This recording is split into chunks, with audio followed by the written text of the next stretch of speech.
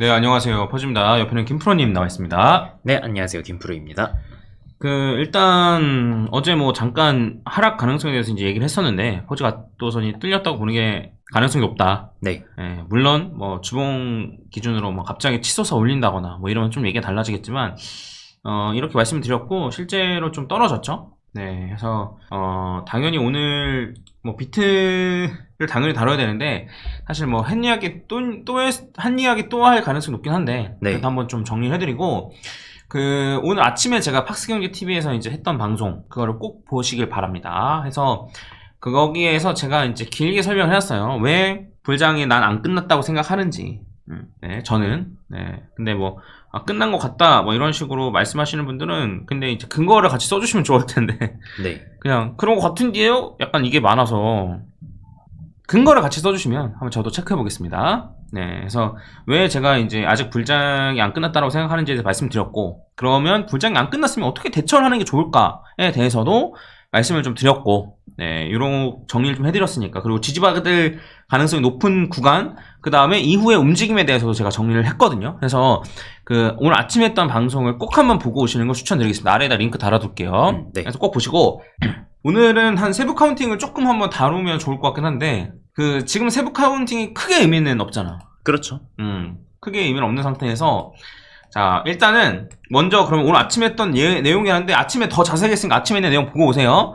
일단은, 지지받기 괜찮은 구간? 왜 여기가 지지받을 가능성이 높은지에 대해서 말씀드리면, 지금 요 라인을, 이게 한 91,000 정도 라인인데, 얘를 쏘들랑 말랑 지금 하고 있거든요. 네. 근데 이제 요 매물대가 이제 어쨌든, 여기는 얘, 여기는 얘, 그 다음에 얘, 그 다음에 얘, 그 다음에 얘를 어쨌든 이은 선입니다. 그래서, 물론 요 아래에 있는 요 선도 있긴 있습니다. 네. 근데 어쨌든 요 4개짜리여서 이제 요 선을 그어놨고, 그리고 보시면 아시겠지만 이게 몸통으로 요 아래로 떨어진 적이 없어요. 네. 다 그렇죠. 꼬리만 터치한 거거든요. 얘도 꼬리를 달고 올라왔고, 해서 확실히 이 아래로 떨어지거나 쏟는 거나 이런 거는 여기서 꼬리를 하는 거 크게 의미가 없고, 몸통으로 요 아래를, 종가 마감을 요 아래서 하는지가 조금 중요해지긴 합니다.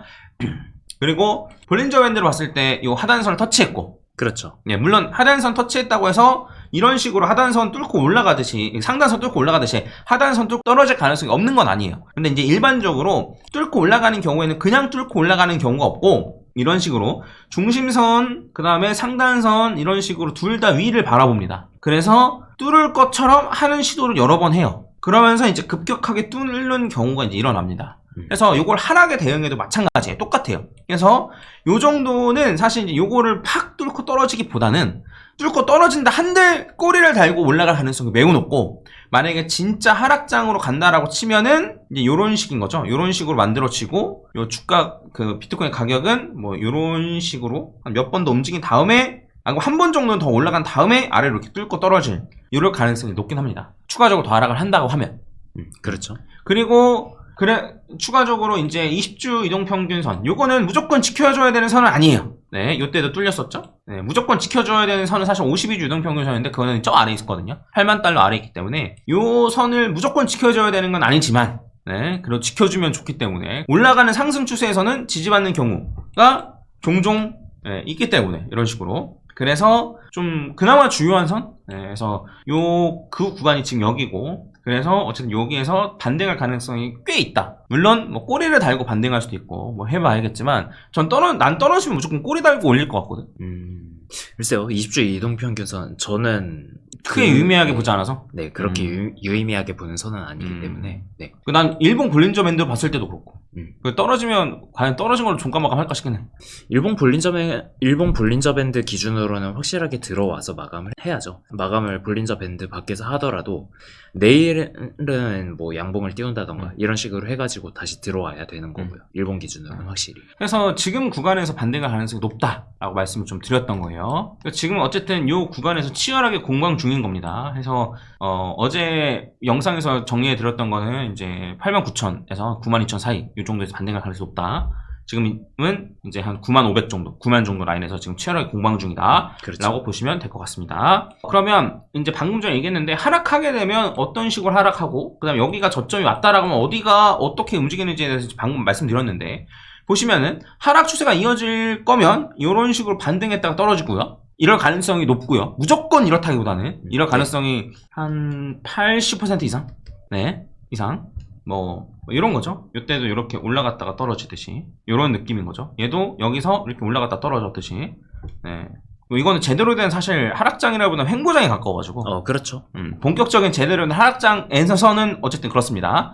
그리고 만약에 이게 하락이 아니고 여전히 횡보다라고 할 거면 중심선을 뚫고 올라가겠죠. 중심선 뚫고 올라가면 그냥 횡보. 네. 그럼 횡보고 그러면 이제 여기서 횡보가 얼마까지 지속될 것이냐, 하락 추세가 끝난 것이냐, 이런 식의 가위바위보 싸움을 좀 해야 되는 거죠. 예. 그래서 보시면 아시겠지만 이때도 중심선을 뚫고 왔을 때 여기 다시 뚫고 올라간 다음에 중심선까지 갔을 때 여기서 지지받으면 상승 추세, 뚫고 떨어지면 횡보, 뚫고 떨어졌어도 여기서 중심선 뚫고 올라가면 횡보. 그렇죠. 뚫고 올라간 다음에 여기 중심선에서 지지받고 올라가면 상승 추세지만 뚫고 떨어지면 횡보. 이런 거예요. 예, 그래서 이런 게 좀 반복되면서 횡보가 좀 지속될지 아니면 차라리 좀 하락폭이 좀 나온 다음에 그냥 V자 반등해서 올라갈지는 조금 더 지켜봐야 될 것 같습니다. 네. 예, 그래서 뭐 결국에는 지금 구간 혹은 뭐 한 번 더 떨어져서 뭐 꼬리를 달든 뭐하든 반등을 하면 어쨌든 중심선 근처까지 갈 텐데 중심선 근처에서 중심선을 뚫고 올라가면 횡보, 뚫고 올라가지 못하면 하락 추세 정도로 좀 보면 되지 않을까. 그렇죠. 덧붙일 말 있나? 아니요. 비트는 그 정도만 딱 보면 될 것 같거든요. 어제 말한 거에서 사실 크게 뭐 벗어날 내용도 없고. 네. 그러면 이제 세부 카운팅을 좀 얘기를 해볼 법한데 세부 카운팅이 지금 엉망이잖아. 그렇죠. 제가 일단 보고 있는 거 말씀드릴게요. 뭐냐면 이거는 워너마켓. 네. 워너마켓이고 워너마켓은 제 기준으로는 얘를 1, 2로 보는 게 맞지 않나 싶거든요. 얘를 1, 2로 본다고 하면 지금 3, 4 해서 5파에서 확장일 수도 있고 아니면 그냥 여기 5파일 수도 있고 해서 지금 떨어지는 게 423.6% 정도까지 떨어졌습니다. 그러면은 그걸로 A가 끝났다라고 보시는 거죠. 나는 사실 A, B, C 이렇게 봤거든. 네. 이렇게. 네. 근데 이걸 A라고 봐도 되고. 근데 어쨌든 단기적인 하락 추세는 어쨌든 요 추세선을 뚫고 올라오면 단기적인 하락 추세는 끝이다. 네. 요럴 가능성이 있어 보이고 얘를 이렇게 1, 2로 봐야 될 것 같은데 네. 그렇게 되면 얘도 너무 많이 떨어져 있고 얘도 너무 많이 떨어지는 그런 케이스여가지고 그렇죠. 그래서 이게 좀 애매하더라고. 그나마 워너마켓이 조금 더 차트로 보기엔 조금 나은데 네. 달러 차트는 더욱더 애매하다. 뭐 세부 카운팅 지금 보고 있는 거 혹시 있나?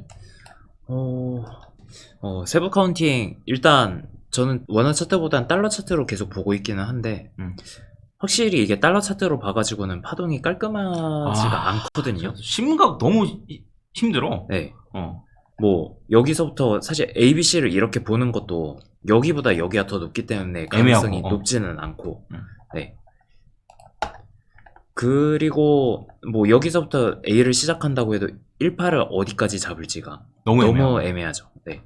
세부 카운팅을 뭐 더 짧게 쪼개가지고 뭐 15분봉 이렇게 잡아도 여기서 사실 1파를 잡기가 쉽지가 않아요. 네, 그래가지고 뭐 파동상으로 그나마 가장 명확한 거는 제가 봤을 때는 1파를 이렇게 잡는 게 제일 명확하다고 보긴 하는데 이렇게 보더라도 1, 2, 3하고 127.2에서 되돌림이 여기까지 받았기 때문에 그렇게까지 뭐 명확하다 이렇게 말씀드리긴 어려운 부분이 있긴 하고요. 뭐 이렇게 간다고 했을 때는 1, 2, 3, 4, 5로 해가지고 떨어진다고 하면은 이제 조금 떨어지면은 이제 최대 85,000까지 떨어지는 거고 아니면은 뭐 75,000에서 더 깊게 떨어질 수도 있는 거고요.